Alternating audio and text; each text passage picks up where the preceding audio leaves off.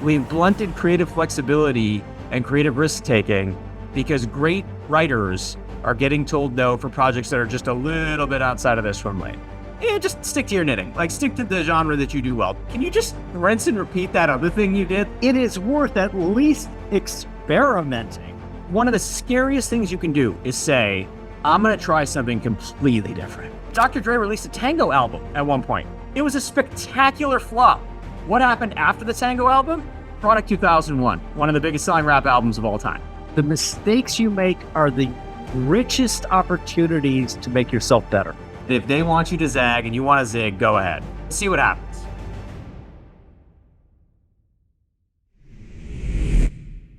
Well, hello everyone. It's Jim O'Shaughnessy with yet another Infinite Loops. I have today one of my favorite people, actually, author, entrepreneur, helper of many aspects of O'Shaughnessy Ventures, my favorite author who's working today and right in front of me. Kidding. Jimmy Soni. How are you, Jimmy? Thank you. Thank you for that overly generous introduction. I am great. I am happy to be here. And as always, like proud to be on the short list of people who get the return invite for the Infinite Loops podcast. That's, that's a small but distinguished list. I'm like, we should get jackets made. That's what it should be. Yeah, I agree. I think that's probably, I love it. You've just given me a new swag idea. We're going to get, you know how Michael Liberty loves the patches idea? Yeah. Maybe we'll do patches, right? Right. And you'll get stripes for every time you're on. Every time you're on. That's right. That's right. It's like, it's like you're in the military and it's like you got a little medal. It's like a distinguished service, medal. And then we'll be like those old guys in the old Soviet Union, right? Where they're all standing up. They're nearly dead. They look like they're propped up, and they've got all of these medals on their uniform. I would love it. That's hilarious. Well, we've done so much since we last talked, but let's launch it with the Festival of the Future of Publishing. I unfortunately got some 48 or 72 hour bug and was not able to be there, but I did watch all of the presentations. I thought it was great. Just want to get your impression, not only of the day, but also of some of the ideas that were advanced during the discussions.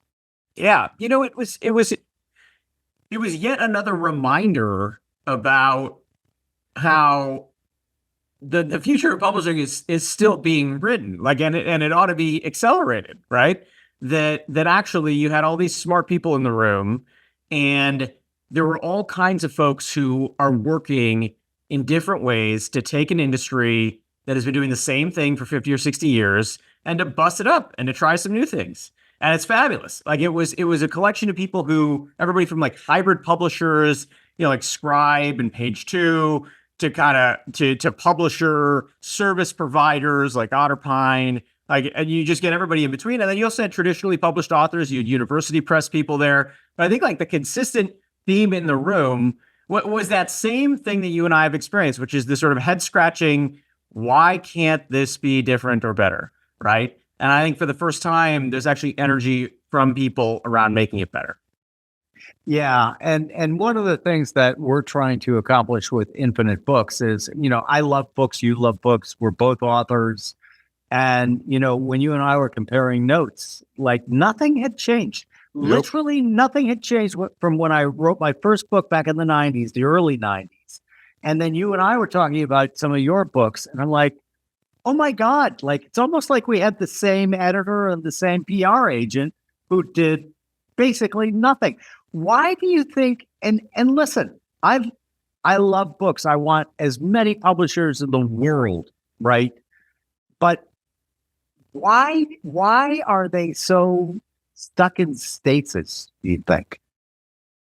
Yeah, I mean, I think, look, this is there's a multi-part answer to that question, right? And for me, what it really boils down to is incentives, right? Like incentives govern this situation. So if you have, like a big publisher does, a catalog of books that continue to make money for you year after year, that is like an annuity, right? Or like a It's a payout every year, whether you do any additional work to sell that book. Let's take a great example. James Clear's Atomic Habits. I think it has topped the charts globally or annually, like every year for 4 years, right? Or it was like first, second, whatever it was, a little dip when he went to second. And if you know that you're going to reliably get a certain amount of money from a book like that every year, you don't quite have to worry that your books that you publish this year, the contemporary year, are successful. That's like kind of simple math, right? Like if you know you're going to get $10 million from that book, well, that's like, you don't have to make 10 million new dollars, right? Whereas with many businesses, you are constantly working to figure out, how are we going to make the next product better? How are we going to make the next product better? Apple doesn't get to rest on the iPhone 7, right? Apple doesn't get to continue to bank revenue from the iMac, right? They have to continue to create new things. Some of the Vision Pro. There is no Vision Pro equivalent in the book industry. They do not actually have to have new products that incrementally make a lot of revenue. And that's one of the biggest things, is like that incentive is based on the fact that their backlist pays for a lot of things. Second incentive piece is that if you have 1 or 2 hits every year, you make your book for the year. And the rest of the books that you have can just kind of be there. They can be they can be fun projects. So somebody described them online. They were like a kind of vanity plays. Like you get to publish this, you'll feel good about it. Doesn't matter if it makes any money. Maybe they'll win an award or 2, and that's it, right? And so you have a situation where even getting the value out of every book, you're not incentivized to do that. And that's sort of like, why worry about whether Jim's book is successful? Why worry about Jim's appearance on Oprah turning into sales if you've already like kind of moved on and Jim's book's doing fine and you're not going to lift a finger to really help him, right? Which is one of your classic stories that you ought to tell. Yeah, if you haven't heard it before, Jimmy's referring to the only book that I actually wrote for a broad general audience. My other books had been more aimed at more sophisticated investors, but I had a book called How to Retire Rich, which was my attempt to take a lot of the learnings that I had done with the more technical books, if you will, and make it for a broad audience. And it sold really well. And then I got an opportunity about 4 months after the book had hit shelves to be on Oprah. And this is in the 90s when Oprah was absolutely the queen of selling books. And even though I was only going to get 5 minutes, I was led to believe, and I learned later, that her influence in moving books was second to none. So my agent was so excited. He called our publisher and said, listen, Jim's going to be on Oprah Winfrey this date, this time.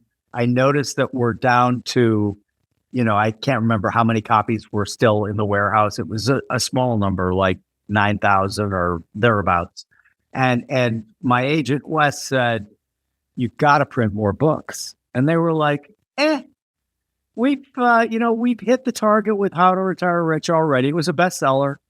And, it's great he's going to be on Oprah, but, it's, it was, I kind of try to do my best Larry David impression.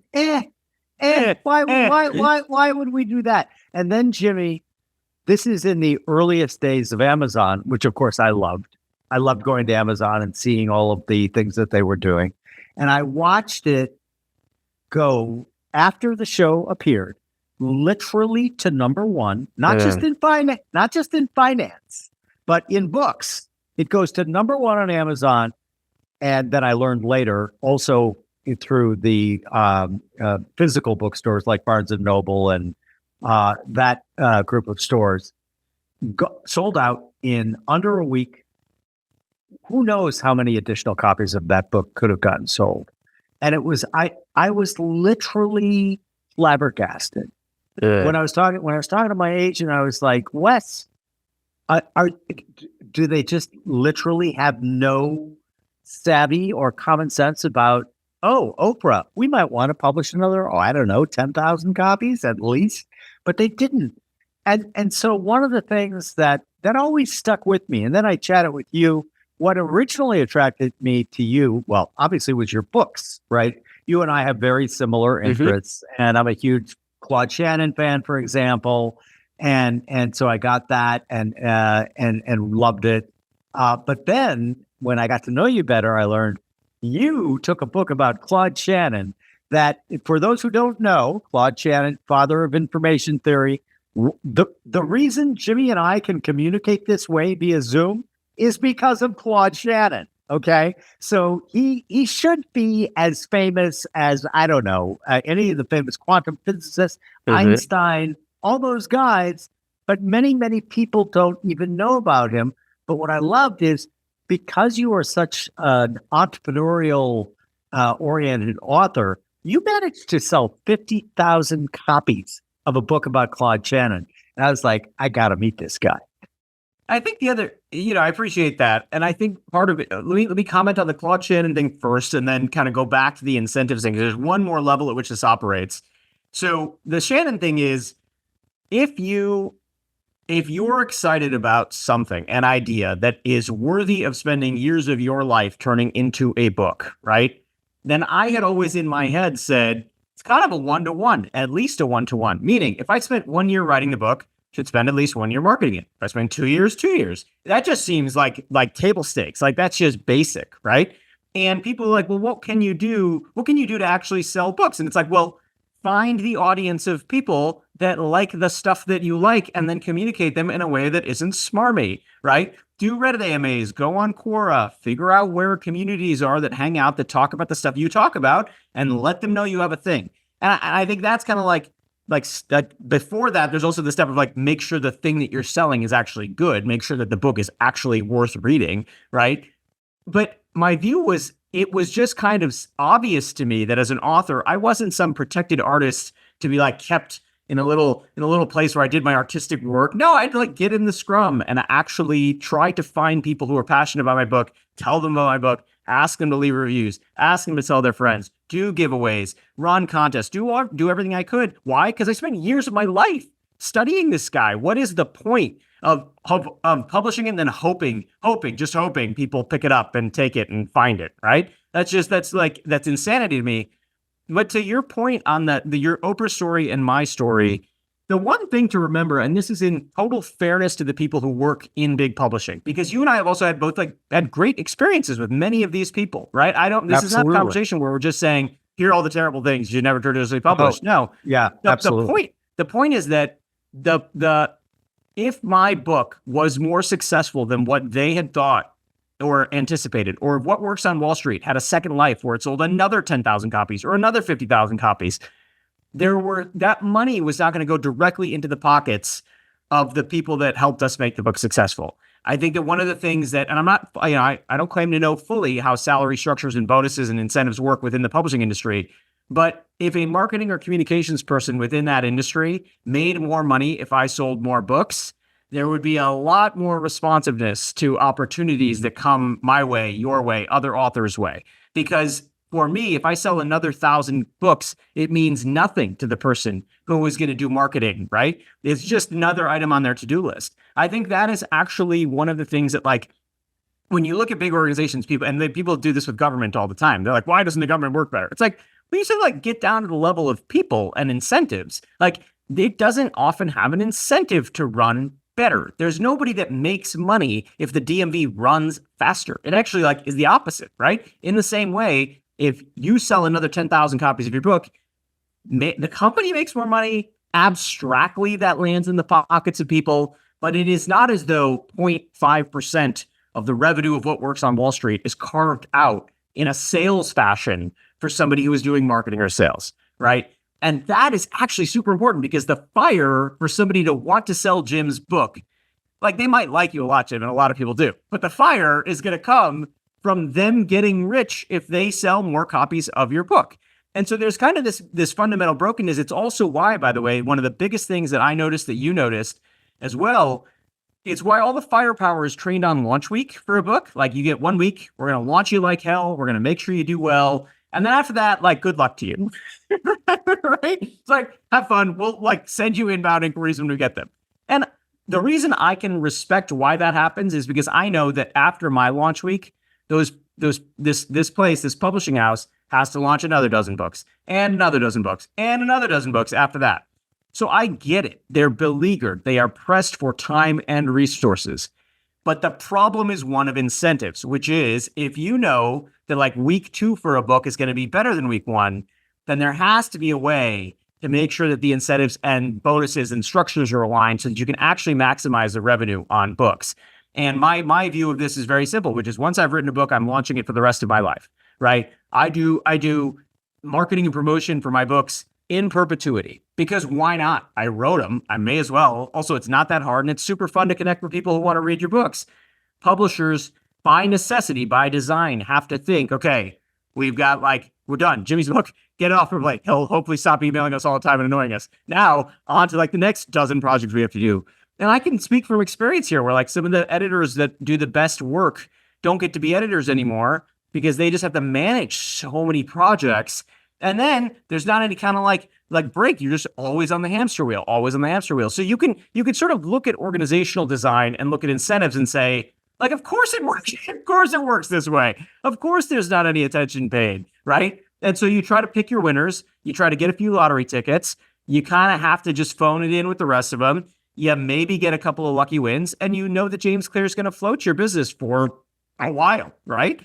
And it all actually makes very rational sense. But the problem is the system, as you and I see it, is irrationally designed, right? Meaning there could be a better system design and you could maximize more revenue out of fewer books. And presumably you'd make more money over the long haul and authors would be happier as well.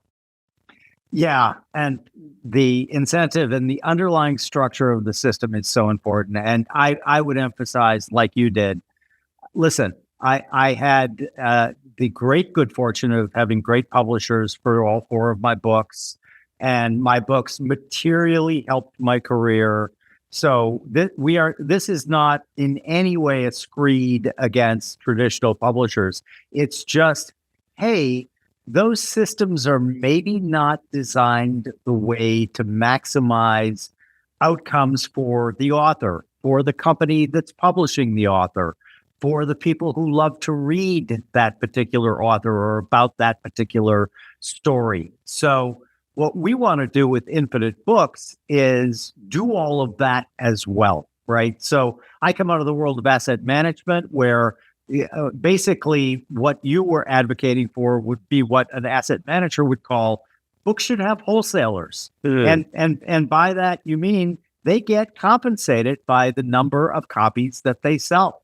And again, there's nothing wrong with that. No, you presumably, if we do a really good job of picking and curating, right, the right kinds of books that we want to publish at Infinite Books, then my God, we're going to want everybody to read it, obviously. Yep. And so motivating a salesperson to do that, motivating the team to do that makes a great deal of sense. The one thing that I would add is you are an amazing entrepreneur as well, right? So a lot of authors, and I know a lot of authors really do prefer to just do the writing and they want to outsource all of that.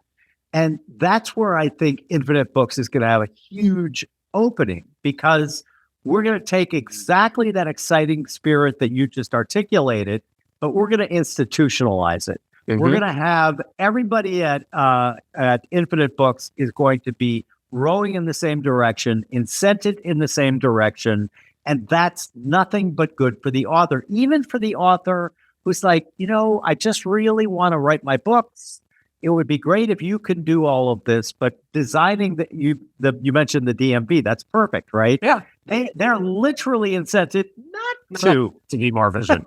Yeah. Well, and I would let me push back just a bit, but then also we expand on this. It's funny, you read my mind. I was gonna say there are authors who do not want to do this. And there was a time, you can find these amazing New York Times articles, actually pretty recently, where there was a long feature about how authors are like, wait, I have to be a marketer. What is this? What is this marketing focus? Yeah. I have no idea what you're talking about, right?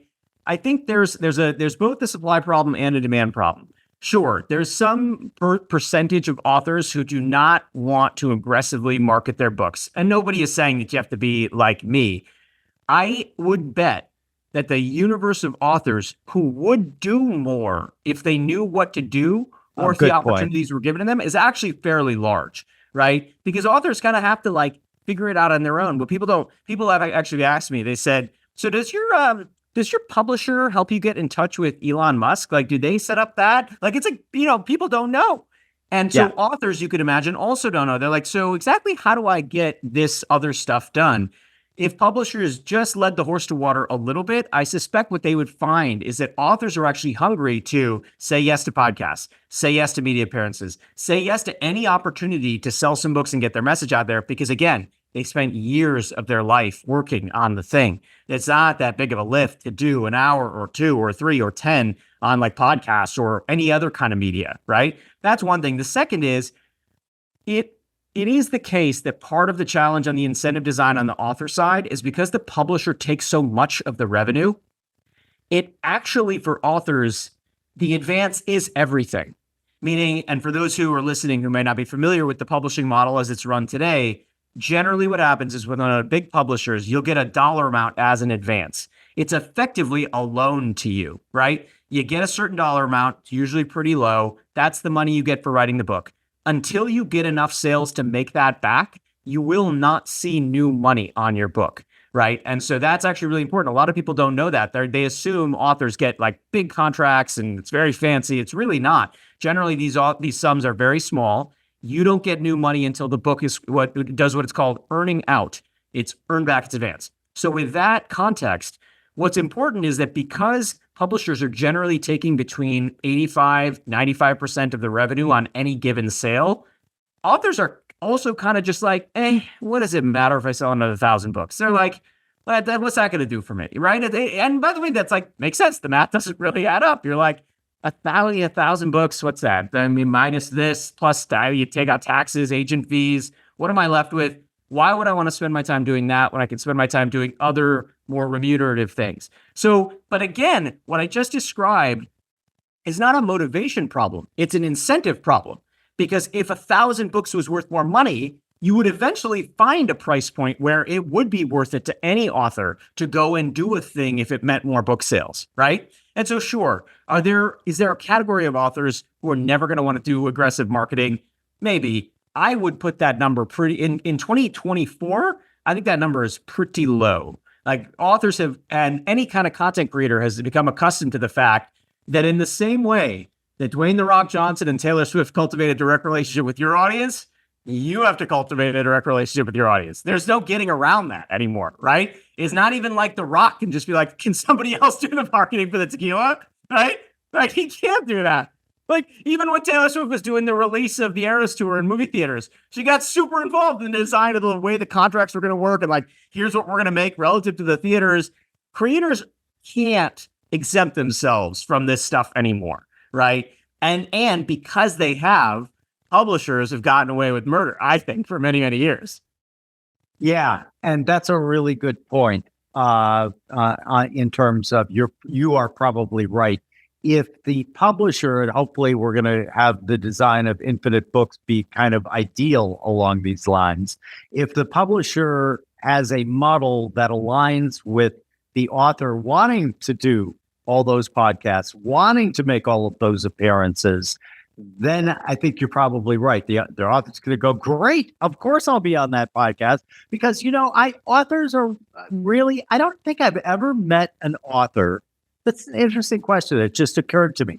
I don't think I've ever met an author that wasn't like just really curious in general, but also that didn't love to talk about the topic that they spent years of their life researching, writing the book, all of that. So it is a natural fit as far as that goes. What we're doing with Infinite Books is we are turning that revenue share on its head. And we're going to have a variety of models so that we can be flexible, but basically think author's going to probably be looking at 70% of the revenues that book generates. Infinite Books is going to be looking at a retention of 30%. And we're going to do a lot for that 30%. We've got great editors. We've got great readers. We've got great marketers, all of that. this image of, I just watched the movie Boys in the Boat, so this is on my brain. It was also a good book, by the way. But you want all of the oars going in the same direction. And when I was watching it, I was actually thinking about some of the business models we've been discussing for Infinite Books, and I'm like, no, you've got to have them going in the same direction. And it's funny that you mentioned that book, Jim, and this is why we do podcasts together, because you actually literally read my mind on the next point I was going to make. And the point was going to be around that book. So it's a wonderful book. It's beautifully written. I mean, it is really, it's a magnetic story. If you are not a rower, you will still love this story from the first page to the last. It is just a gem of a book. It's also deeply researched. So you have this author who writes this book about rowing that today has sold millions of copies. Here's what happened when it debuted. And there's an article about this so I do case studies on books. I like looking at going back and tracing the history of what made a book successful. So this is like, what I do in my spare time, right? So I went and I looked at what happened with Boys in the Boat. When the book debuted, it was critically very well reviewed. Nothing burger on sales. It actually debuted to like crickets, like nothing happened. And the publisher was astonished. The author was disappointed. Everybody was like, man, we thought this thing was going to be a thing. Oh, well, on to the next title, right? For the publisher. And the author's like sitting there, I don't know, maybe he was drinking, who knows? So here's what happens. The book debuts and something happens a few months in. Rowers start telling other rowers about the book. 6 months in, more rowers start telling other rowers, hey, this book captures what we do. It is the Bible. This is like a rowing Bible for us. And it's a beautiful story. And it's about America defeating the Nazis and all this stuff. So rowers start passing even more copies to each other. I think it was 8 or 9 months after Boys in the Boat debuted, it earned a spot on the bestseller list. Well after launch date, well after the publisher had cared about it. What happened? People were going into bookstores saying, hey, do you have this book, Boys in the Boat? And they're like, I don't, but I'll order it for you. Other people were telling other people. And 9 months later, the book becomes a hit. So it's a sleeper, right? And because it's a historical story, who cares when it made the list or who cares when it became successful? It became bloody successful. That's amazing. That's a perfect example of another thing that I have often, and you have often talked about with respect to publishing. Why is it that the window for success is like a week, maybe a month, right? Especially when we know that, for example, like Boys in the Boat is one example. Another is You Are a Badass by Jen Sincero. That book took 5 years to hit the numbers that it hit, right? And so you have this universe where you're like, you also probably have entities, books that publishers have published that could be successful, but that no one's paying attention to. They are orphans, right? They are orphans that were published 2 or 3 years ago. There's some random community that could get excited about them, and somebody just needs to make that synapse fire. But it's funny that you mentioned Boys in the Boat and the rowing metaphor, because that book is actually a perfect example of what we are talking about. That book was going to be successful. Who knows how much more successful and how much sooner it would have been successful if the publisher had done a little bit more to help out. But it also just reveals that you can have books that are published and an author can get super discouraged and maybe the author gives up, right? But there's just that little bit of pushing that could make it successful. I'm sure those are not the only 2 examples, by the way, but it's one that's glaring to me. Yeah, I didn't know that story. So that's really interesting to me because like you, I thought it was I'm not a rower, but I thought it was a beautifully written book. And in fact, when my wife and I were looking for something to watch, that popped up, and we both read the book. We're both like, let's watch this, right? And I also like the idea. It's kind of like the way we do hiring at O'Shaughnessy Ventures, right? Instead of the old way is you do an interview, right? You do one interview. You go through the CV, and then you do the interview, and then you call the references, and then you let that one interview determine whether you want somebody to be a colleague of yours. I think that's insane because I've had really bad days, and I can just imagine if I was going to try to get a job with another company and I had a bad day, they're going to go, yeah, this guy, his CV looked great, but he was he's a real dud. So what we do at O'Shaughnessy Ventures is we, generally speaking, put somebody on a consultancy and we work with them. That gives us, instead of a snapshot, we watch a movie.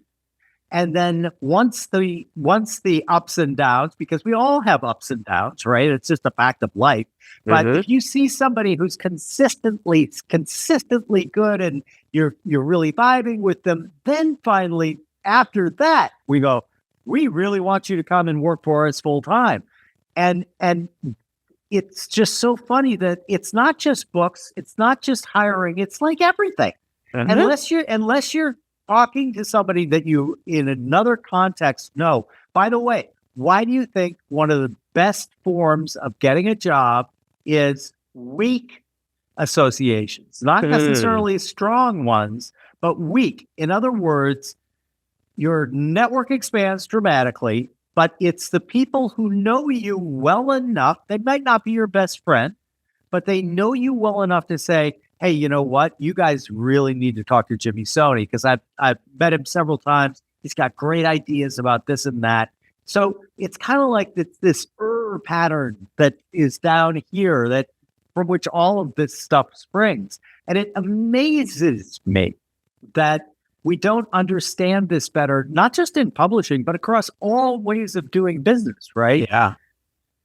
So yeah, it's also like it is what you just described is also a talent identification issue that's endemic to the book publishing industry, right? Like it operates, I think, at two levels. One is there's just obvious things baked in around, like if you live in New York, you're probably more likely to get a contract for a novel, right? Because you're sort of going to the right readings and in the right scene. And I don't know that there's nothing about the city that necessarily makes for better novelists. If anything, it makes for worse novelists. but the other part of it is like, and I think this is one of the theses that we're testing with Infinite Books is how many projects are turned away or rejected that should have been accepted. How many we are talking to a very prominent author who wrote a book that's a little bit out of the genre that he's accustomed to writing in. But we have very good instincts about him, and we think that switching into this style of writing could be amazing, and we think the book would be amazing. And he's been told by his agent, which also means by his publisher, just stick to your knitting. Like stick to the genre that you do well. Don't swim outside of this. That's not gonna happen, right? And you have that happen time and time again, where my bet is that that's not the only story of that kind, that there are other authors who have done one thing very, very well.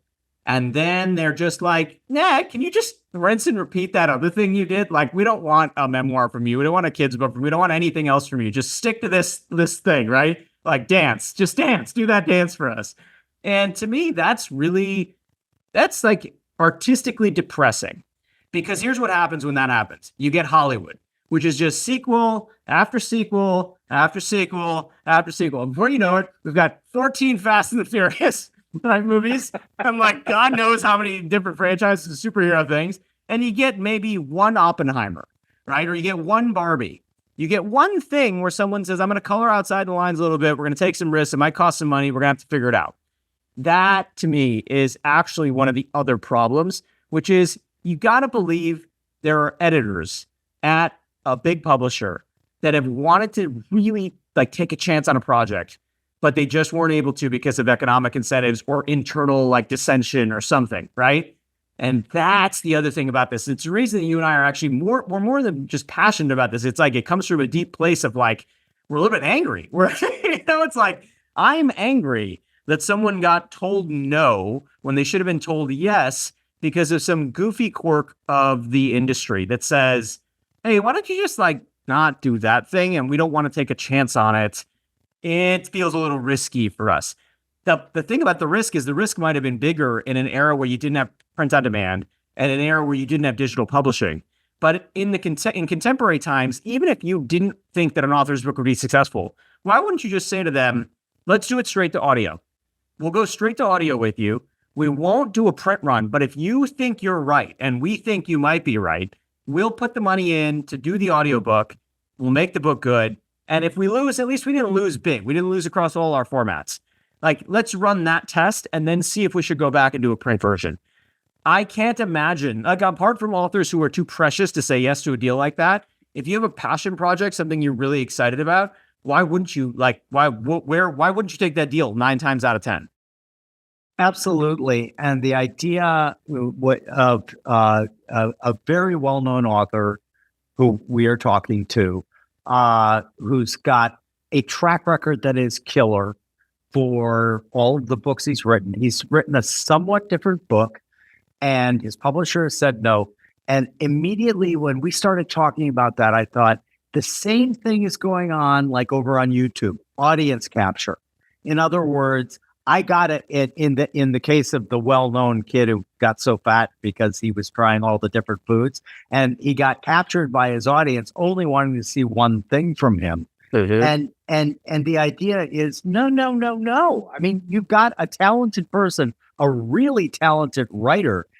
As you say, it is worth at least experimenting. Let's just try an audiobook or a print on demand or any of those. And then if they hit, go full across the field with actual physical books, with audiobooks, the whole thing. And I think, by the way, it just to riff on this for a second, is it's a bigger topic than just books, right? And it's like one of the nice things that connects you and I as we think about this across different disciplines, across different genres. It's a big, scary creative act for somebody like an author, a filmmaker, a musician, whatever, a finance person. Let's say, you've been doing one thing one way and it's worked super well. It's one of the scariest things you can do is say, I'm going to try something completely different. And I might get egg on my face, but I have to, right? That's already hard enough without people telling you, but we just get the 7th installment of the other thing because after we know it's going to make $1 million, that'd be a lot better, right? Creative risk taking is in short supply around the world. And it gets to be an even shorter supply when gatekeepers say, don't try this new interesting thing, right? But what you and I know is that in addition to creative risk taking being in short supply, taste is in short supply. And so if you are somebody where we know that your books are good and we like your taste, why wouldn't we take a flyer on you for an interesting project? If Morgan Housel came to us today and said, Jim, I got a crazy idea. I want to do a book on parenting. I know I'm a money writer. I know I've written about that stuff and I'm really good at it and my list loves it. But honestly, I want to write about parenting, right? You and I, thankfully, would probably be that's amazing. Because I know that the lens through which you view finance is not a lens that you take off when you look at parenting. You're probably going to say super interesting things about parenting. So let's give it a shot. And if it fails, who cares, right? What's the failure there? It might be a failure of a little bit of money, but money that can be made back in volume. It's unlikely to fail financially because your fans will just buy it because you made it, right? So in a way, you've actually de-risked the finance piece. Is it a risk creatively? Sure. But why not? Why have that person do yet another installment of the thing, right? And so to my mind, this is actually, the incentives also atrophy creativity in a way that is really, is challenging. Because here's the thing, Jim, if your publisher, let's say rewind the clock 15, 20 years ago, your publisher would have been smart to say, hey, Jim, you're an interesting guy and you've got some interesting thoughts about Wall Street, but you're also you're a dad. You've got a whole life you've built. You do share, do you have other topics, other ideas, things you want to write about that have nothing to do with finance? You would have only been too happy to jump at the chance to do it. I think there's both a problem of now you would have never had that conversation, but you also would have been told no. If you had gone to them and said, I want to do a book on art because I love art and I'm passionate about it and I know something about it and I can tell people something about it that an amateur like me would had to get smart about, right? It's hot, and that's not going to happen. And I think that's the other thing here is we've blunted creative flexibility and creative risk taking because great writers are getting told no for projects that are just a little bit outside of their swim lane. And a publisher, as we've already talked about, isn't really incurring a huge amount of risk for a lot of these projects.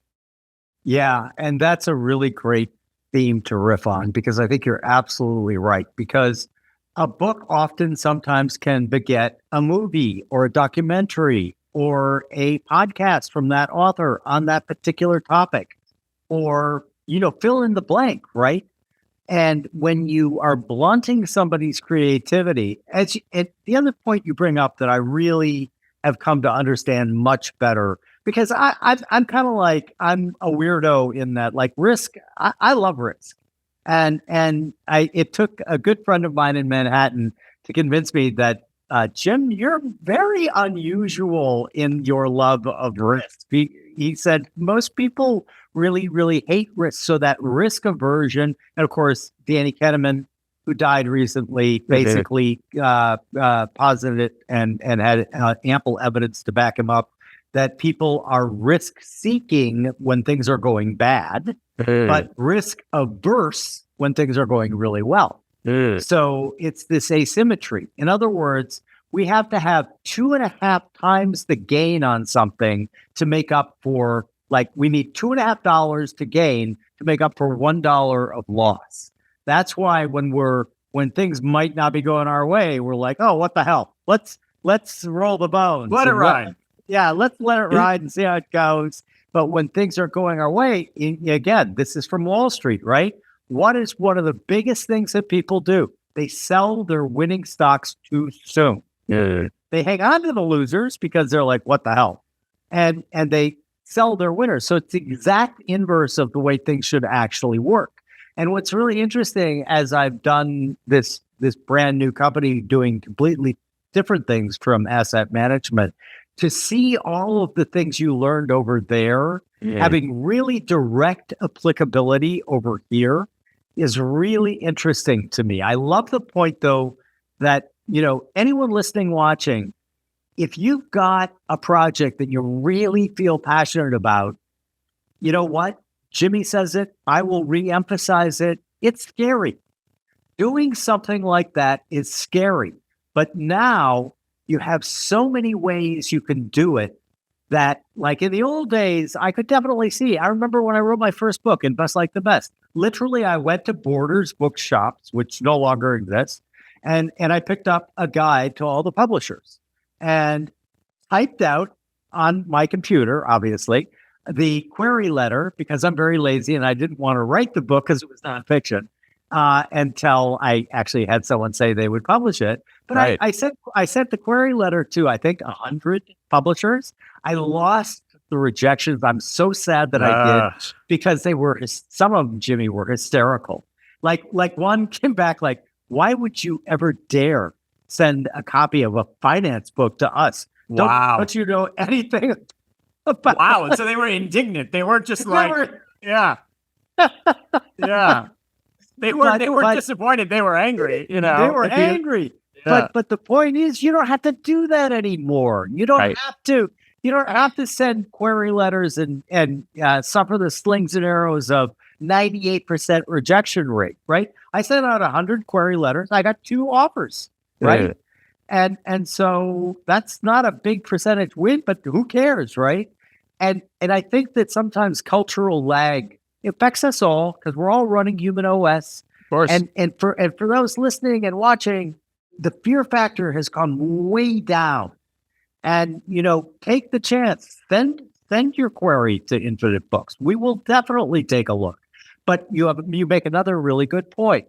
I think that one of the functions, which I believe is a legitimate function of so-called gatekeeping, it's grown to be a negative word to most people, but there was a positive function to it originally, and that was quality.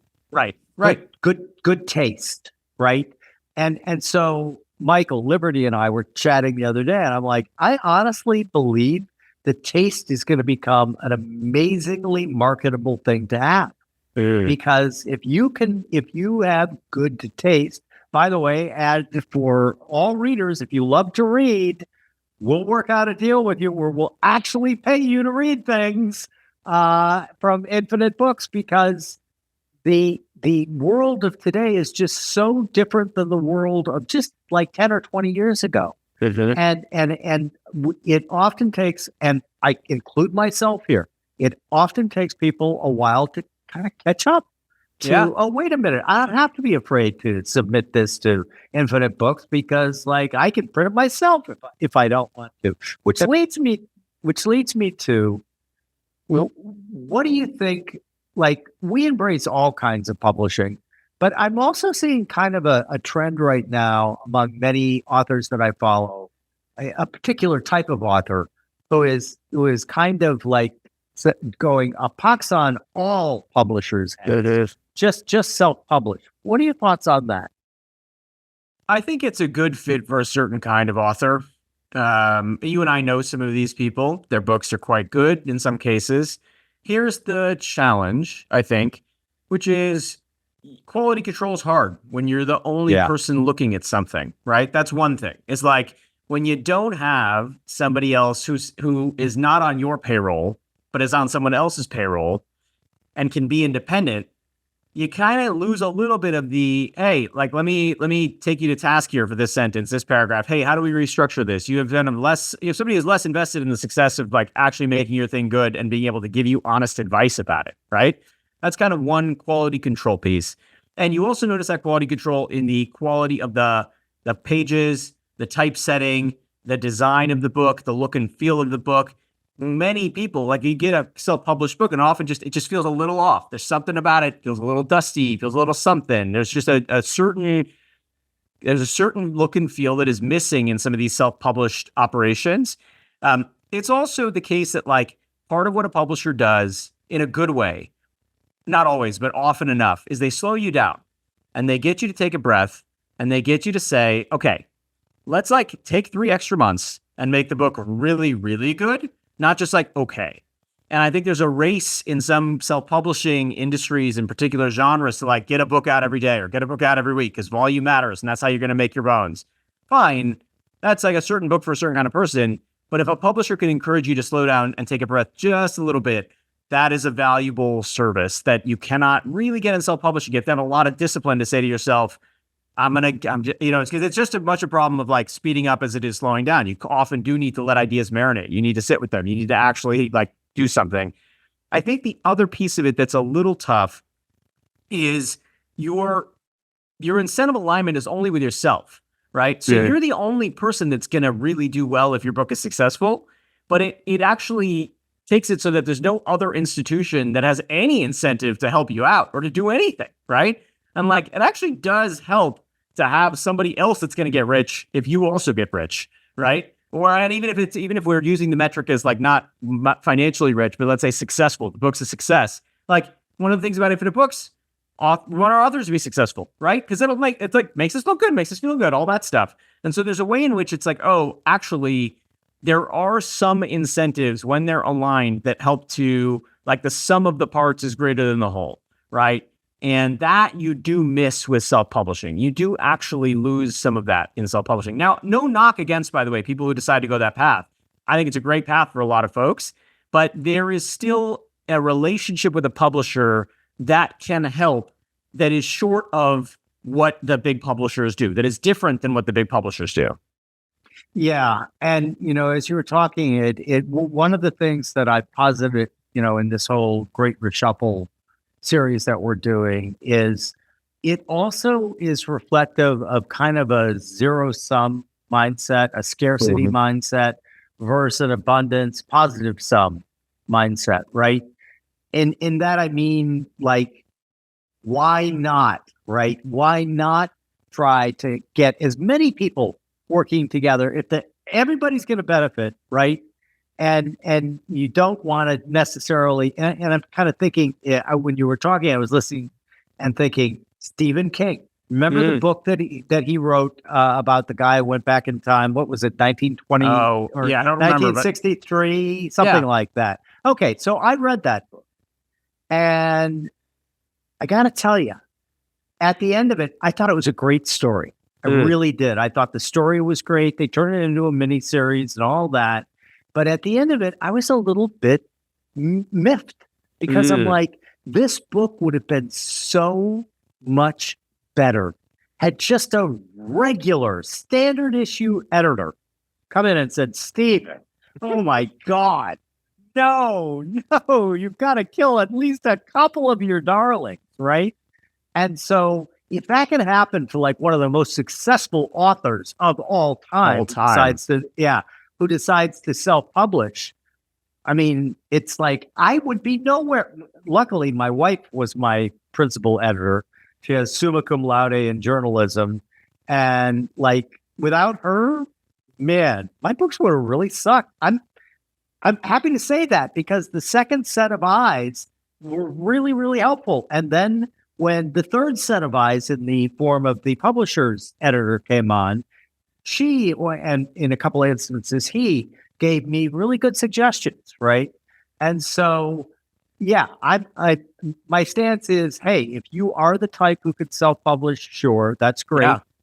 But the having a team to bounce things off, having people who have done it before, have really good taste, like we're publishing 2 science fiction titles, and both of our authors, who are really great writers, by the way, have said both publicly and even more emphatically privately, wow, if I didn't have Dylan editing that book, Dylan, who's one of our editors at Infinite Books, if he hadn't done this book wouldn't have been nearly as good. So I definitely think it's not just the marketing side, it's also on the creative side where you can, like, I would hate to be able to, or not be able to, like, bounce ideas off of you. Yeah. Bounce ideas off of Liberty, bounce ideas off of everyone else that I talk to all the time. Like, that's how these things marinate. That's how they build on each other. And I'd like it that way. I think the other thing is, like, in the same way we were talking about the universe of authors who want to do no marketing is probably really small. The universe of authors who want to do all the marketing is also very small. It's probably an equivalently sized group. If you're looking at 1 to 5% of authors, maybe 1 to 10, don't want to do a thing. 1 to 5% of authors probably want to run the entire publishing gauntlet by themselves, right? Yeah. That's a hard road to hoe, right? It's like, you got to do the cover design. You have to find somebody to do the copy editing. You have to find somebody to do the layout. You have to find somebody to do distribution. There are a bunch of steps to making a book. And it's not one thing. And people only see the end product. They don't see the million things that go from A to Z. And that's a lot to do on your own. And the reason isn't because people don't have the will. It's because they might not have the time. What you're doing when you work with a publisher, big, small, medium, whatever, is you're basically buying back your time. You're saying, cool, copy editors, you've got that? Great. I don't have to think about that now. Layout? Great. I don't have to think about that now. I can go focus on the thing I do well.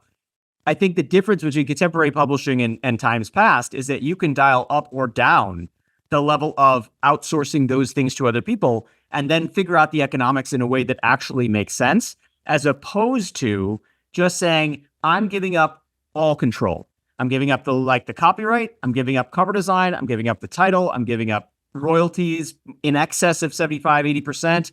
I'm giving all of that up and I get no say. I think that's the other thing that's a little bit different, is that self-publishing, and there are great people who do it, by the way, it's a lot. And you have to want to take that burden on. And there are some rewards, but there are also very good reasons to not want to do the entire thing yourself. It's a lot.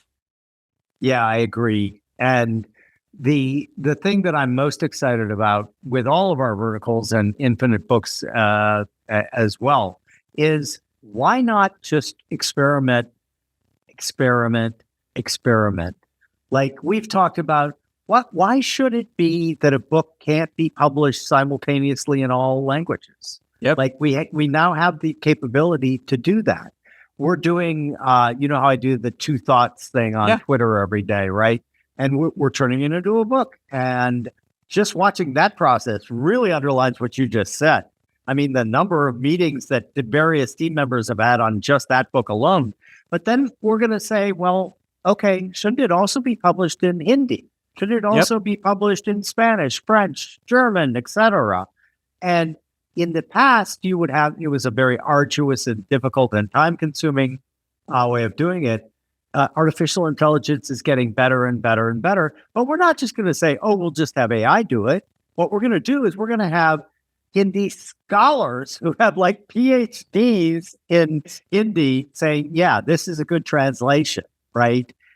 Test it small on the experts and then compare it to the AI. If the AI is good enough, then great. If not, go back to square one. But the point is, it just seems to me that there's just so many different things we can experiment with. Another great example is your own book, like with Founders. Mm-hmm. Like Founders, the audiobook, you could include all of your taped interviews or part of the taped interviews, all of those things. And actually, that kind of book can be like a living book. Like if you do a podcast exclusive, like the one you just did, I love, by the way, on Founders. Thank you. Like that, wouldn't it be cool if that could? But that's exactly what we're doing with Two Thoughts. You're going to have conversations with some of your most interesting, brightest friends and folks on each of the themes, so that the audiobook becomes more than the book itself. And I think that's the biggest thing to me, and I think to you and to a number of people who have been a part of this conversation, and to get back to your original thought about the future of publishing, like we're simply asking the question, what if? Like, what if Jim's Two Thoughts book was not just a narration of the book Two Thoughts? What if it was instead a series of conversations in addition to the narrations? If you're coming for the book, great. And if you want to stay for the conversation, great. We're asking the question, what if you could have a broader release that's in foreign languages, that's done more quickly than waiting for a foreign publisher to translate your work? We're asking, what if you took chances on authors who maybe didn't have a track record, but had a really great project you were excited about? I think that's the exciting thing, is that it feels like we're at like fresh snow, like there's fresh powder, right? And that there are all these grooves and all these paths and other places that the publishing world has done, but there's enough evidence and data now that people can use smart digital tools and a little bit of hustle and some creativity to create new book type products in the world. And that to me is actually like what's most exciting, is that wasn't true 5, 10, 15, 20 years ago. And it opens up the aperture for people to publish all kinds of cool things. Like, I'm excited about the next generation of books that emerges, because it's going to look and feel so different than what we have today. Yeah. And like, again, the what if, I love that framing of this, because a lot of the answers are going to be, we're going to find out that it didn't work that way. Right. And so no big deal. Like, I've always approached failure and or things not going the way I wanted them to go or hoped they would go as there's your huge learning opportunity right there. It's like, is it Ryan Holiday? The limitation is obstacle is the way. The obstacle is the way. Yeah. I mean, and I want to know something ironic about Ryan. I think he's talked about this publicly. He got a good size advance for doing his first book, Trust Me, I'm Lying.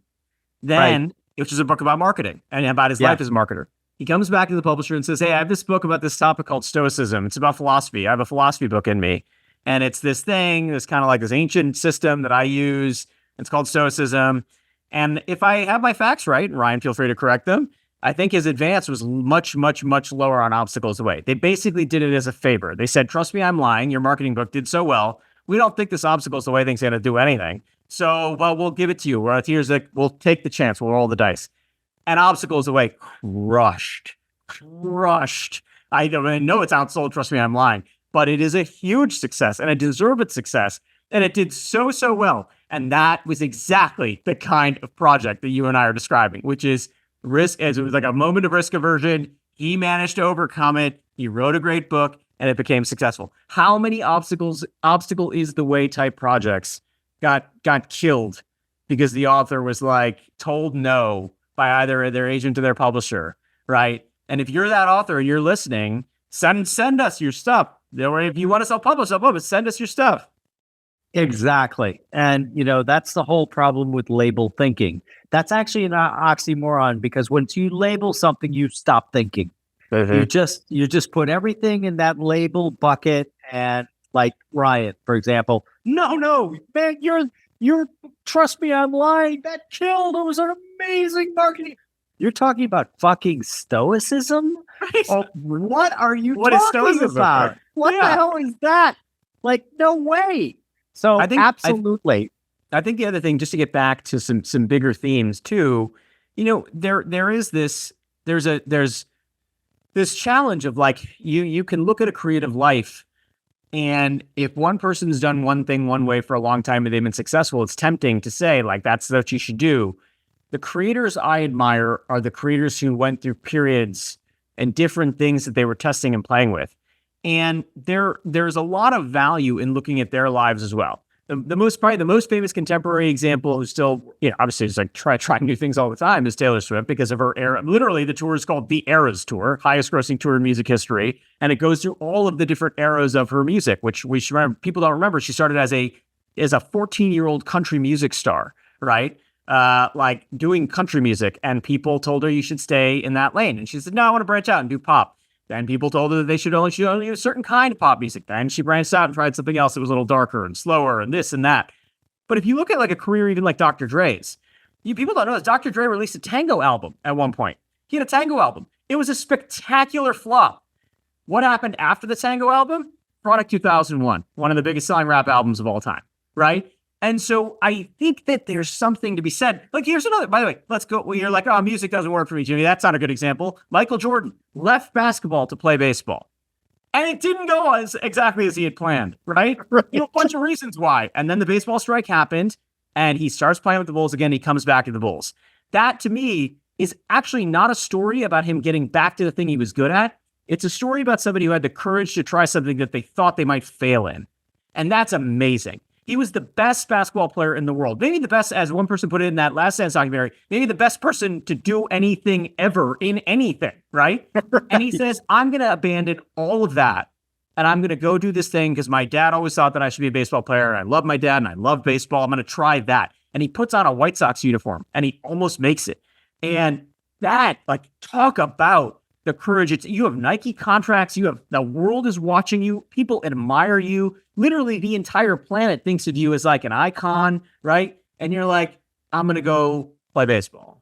I mean, that's like, it blows my mind. And it makes me think like, boy, like maybe I'm not taking enough creative risk. Like I'm good at history. I've gotten pretty good at doing the biography thing, but like, that's like very limiting in some ways. And so I think my message, and hopefully your message is, don't let these industries like ground that out of you. Like, do the tango album, go play baseball, right? Stop being a country music star. There's actually a lot of value in that creative risk. Totally agree with that. And I'm thinking of the documentary about Dr. Dre and Jimmy Iovine. Yeah. Iovine. Yeah. And I watched that rewatched it not too long ago on your recommendation, I think.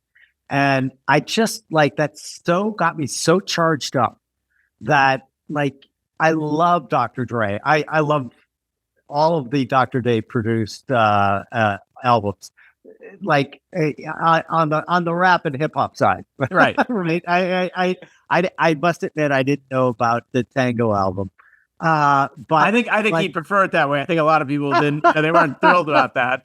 But what I found just so inspiring about it is just what you just said.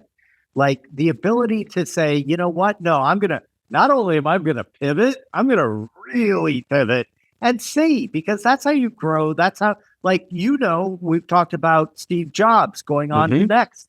That was potentially a pivotal time for him. That was the reason he was able to make Apple a big deal when he returned.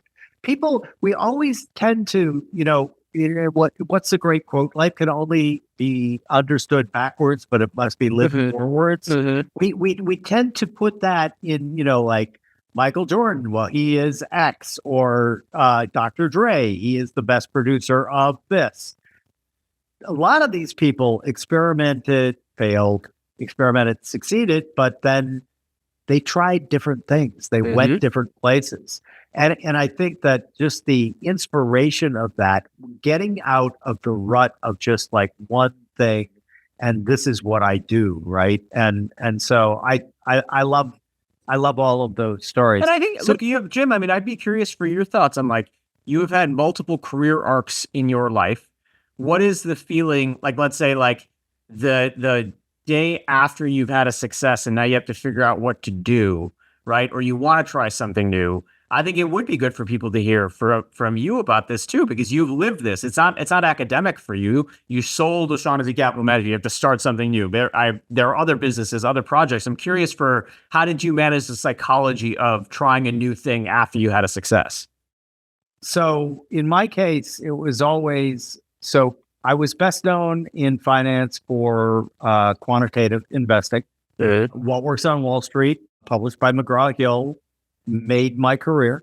Literally, after the book got published, $600 million, and that was a lot more than it is now back in the late 90s, came over the transom. We had no outgoing calls. That book literally drove calls to us. People said, I read your book. I want you to manage our money.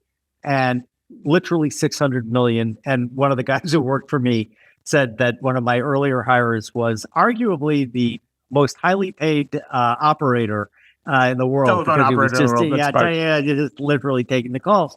But then, we experimented with a bunch of stuff and we got the same pushback. No. You're quant, you're factor investing. That, don't think about other ways of doing it.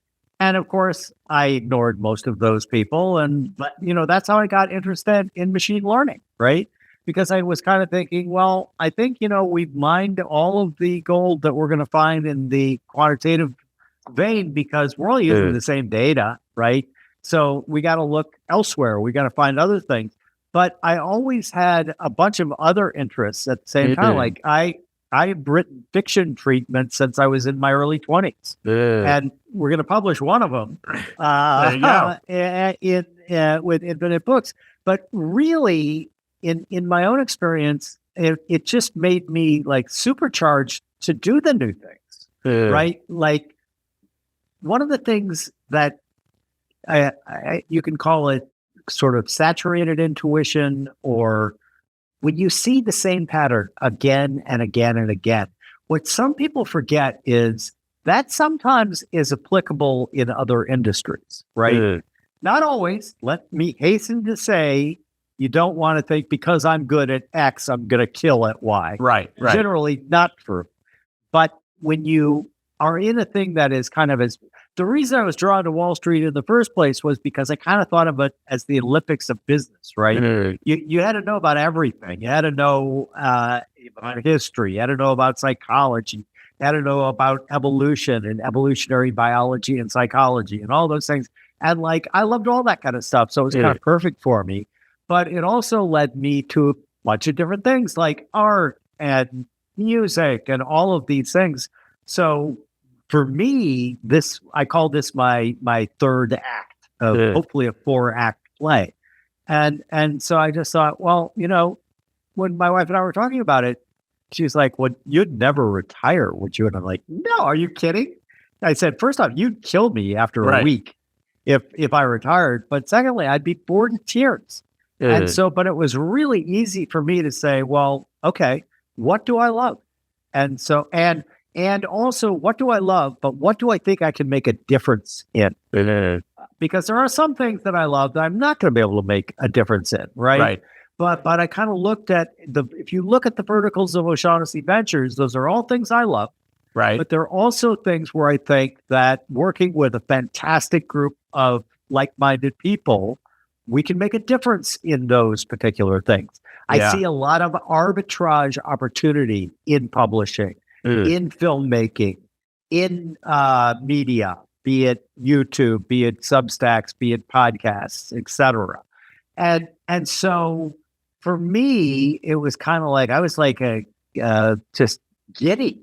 It's not that I didn't love what I did. I did. I was obsessed. Yeah. Right. I did the first What Works on Wall Street. I had to do it year by hand. Oh, wow. Because there was no software that was up to snuff in terms of getting it right. Right. Yeah.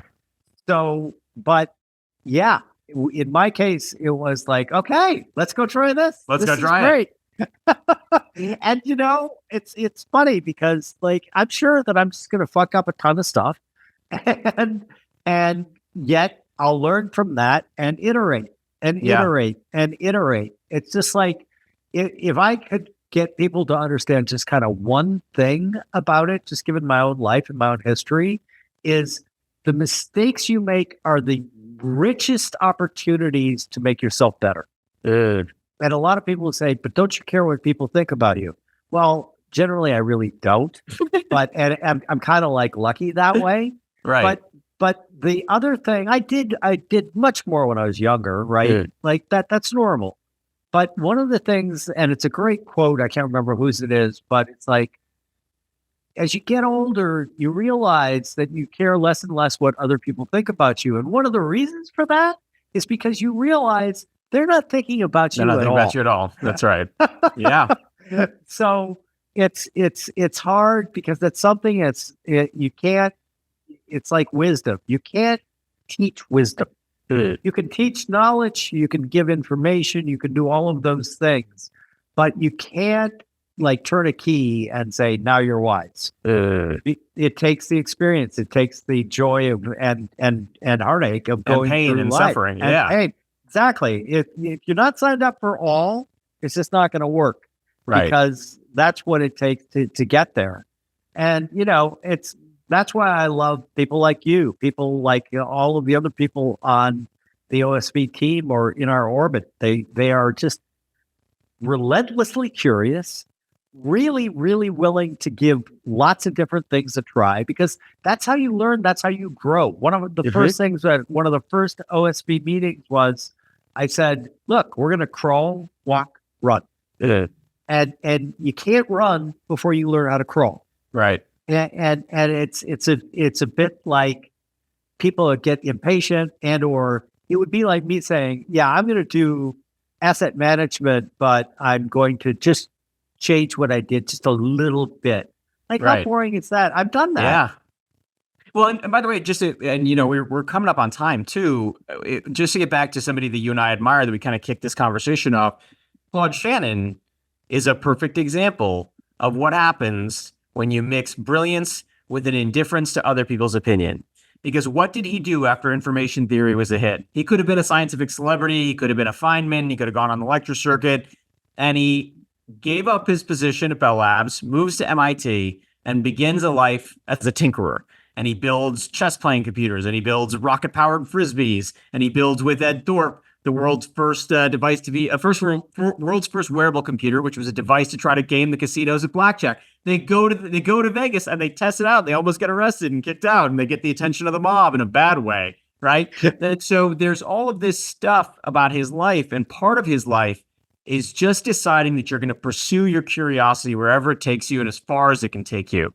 And that it's not going to like be a thing where like, well, Claude Shannon, the serious information theory MIT professor guy, what's he doing? Rocket powered frisbees? Like, what's he? And he just didn't care, right? There was just not an ounce of his being where he would have said, you're probably right. I should probably like devote myself to more serious things. For him, it was like, no, I'm going to make he made a flamethrowing trumpet for his kid, right? With his kid.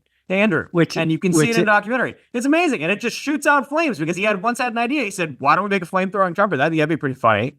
Yeah, I've been experimenting with this interesting person from history on Twitter, right? And I have ChatGPT write it because the objective is just to, hey, maybe you've never heard about this person, right? It's just really short, and then I view it as kind of a jumping off point, right? Like, if you read, and I just did one on Virginia Woolf, and I'm going to get the quote wrong, but it's along these lines. It's like, the eyes of other people, if you care about them, imprison you. And why would you let that happen? Yeah. Right? Because like you think they're looking at you, you think they're judging you? No. Not only do they not care, they're thinking about themselves, right? They're thinking about, oh, wonder what, And so we just get it all wrong. Well, listen, man, I could talk to you forever, and likewise, and often do. But now you get 2 more inceptions, my friend. Remember, you are the emperor of the world. You get to incept 2 things. You can't put anyone in a re-education camp, and you can't kill anyone. But you can. We give you a magic microphone that you get to speak into. And you can say 2 things into it, and everyone in the world, all 8 billion plus people, are going to wake up whenever their next morning is, and they're going to think to themselves, I've just had 2 of the greatest ideas. At this time, I'm going to act on both of them. What 2 things are you going to incept in the world? I think the first one, and this is just apropos of our conversation, is every single person you think is successful also believes they are the imposter.